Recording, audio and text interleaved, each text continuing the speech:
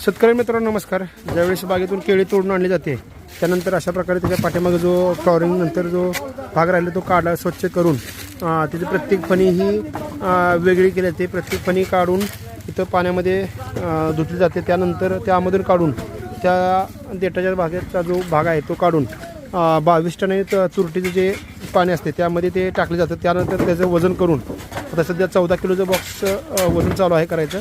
14 kilo काढून त्याच्यावर जी company export करणार आहे त्या कंपनीचं स्टिकर लावून अशा प्रकारे ते पॅकिंग केलं जातं. पॅकिंग करताना ते पूर्ण हवा बंद करून भरलं जातं. त्यासाठी कॅरी बॅग असते आतून असतो आणि हे जे थर्मोकॉलचा पेपर आहे त्यानं प्रत्येक घडा हा एकमेकापासून वेगळा केला जातो. म्हणजे कोणतीही फणी एकमेकावर चिटकत नाही. अशा प्रकारे ती पूर्ण व्हॅक्यूम क्लिनरमध्ये त्यातली हवा काढून घेऊन ती आत पाठवलं जातं. अशा प्रकारे ते हिचं पॅकिंग एक्सपोर्ट